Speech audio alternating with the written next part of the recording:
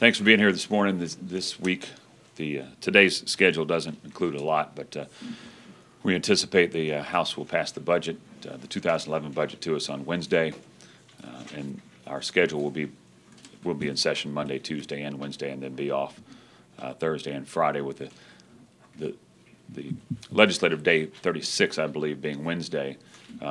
We absolutely have to take the 2 days off after that to deal with the budget that's being passed to us on Wednesday. So there's no way of getting around that. And I'm not sure if this is the latest date we received the budget, but it's awful close.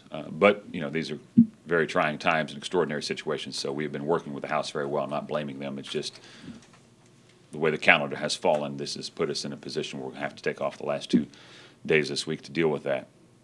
The Senate will probably be bringing up the what's commonly known as the fee bill, House Bill 1055, at some point this week, and that, of course, plays a pretty significant part in balancing the budget. And other than that, I don't know of any other major controversial issues that are expected to hit the floor Monday, Tuesday, or Wednesday of this week, at least on our side. And I haven't talked to House leadership today to determine what they're bringing up, but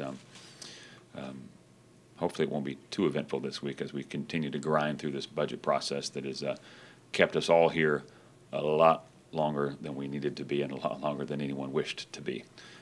We expect that we'll be out either at the end of next week or at some time in the middle of the last week of April. So y'all will conceivably meet during qualifying? We could, yes. I think there's some, and don't take my word for this, please check it out. I was told there's some sort of rule that qualifying has to be in the chambers on Monday and Friday, but can be held elsewhere on the other days. And hopefully we don't make it all the way to Friday. We'll be out of here before then. Senator, what was your reading of the latest revenue numbers that actually showed a very minuscule uptick? Well, that's great news, considering we had so many months in a row of downticks, and some, I don't know if you could even characterize as a downtick, more like a fatal drop. But, you know, it's comparing it to last March, which was horrific. So, you know, I don't think there's any great celebration or jubilation other than maybe some hope that we've hit bottom and can begin moving upwards. If that's the case, that's very welcome news.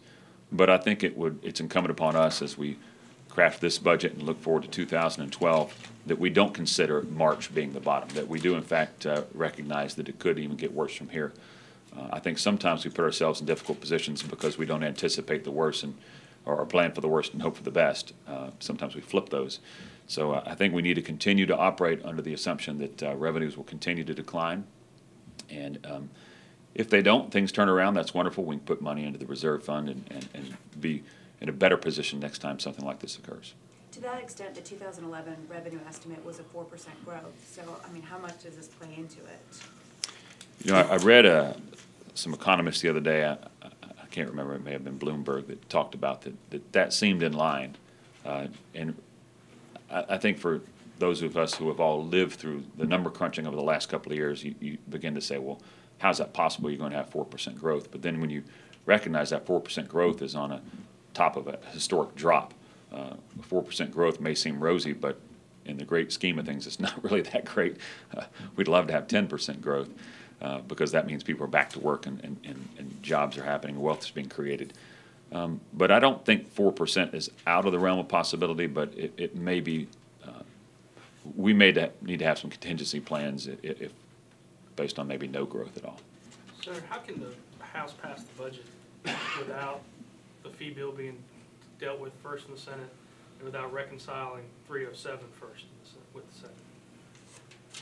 Oh, well, they're going to have to just because we're running out of time. And this is, look, I don't envy their position. I certainly don't envy our position. There's a lot of things in play here, from House Bill 307 to House Bill 1055 that must be dealt with before we leave. But the budget absolutely must be dealt with before we leave. That's the only thing we're constitutionally required to pass, and of course we will do so. But they're in a very tough position, as we all are. So you think you can get the hospital fee through the Senate without? House Bill 307? Is that the hospital fee? No, I think the version that we sent over is the version that the Senate wishes to stand by. What was the So what if change? it bounces back and forth since they ruled it not germane? We'll just have to go to conference committee. And- Can they have a conference committee even if their rule is, if they bounce it back to you? Well, by that, if we I mean- insist on our position, we will obviously go to conference So committee. you think you will insist on your position then? We will insist on our position, yes. The hospital tax obviously was a big fight. Do you expect a similar level of difficulty with the fee bill, or do you think Republican senators are on board more with that? Wow, I'm gonna try to have my predicting days be over. I have no idea. I didn't anticipate 307 was gonna end up where it ended up, and I certainly hope that House Bill 1055 doesn't. I think it's, the issues are different, and you certainly can debate them from a different stance. As I look through 1055, I would imagine just about everything in there is something that, where the state's just attempting to cover costs so that we don't have taxpayers subsidizing services that other people are using. I have a greater level of comfort with that than some, but that doesn't mean that we're not going to have a serious debate on the issue.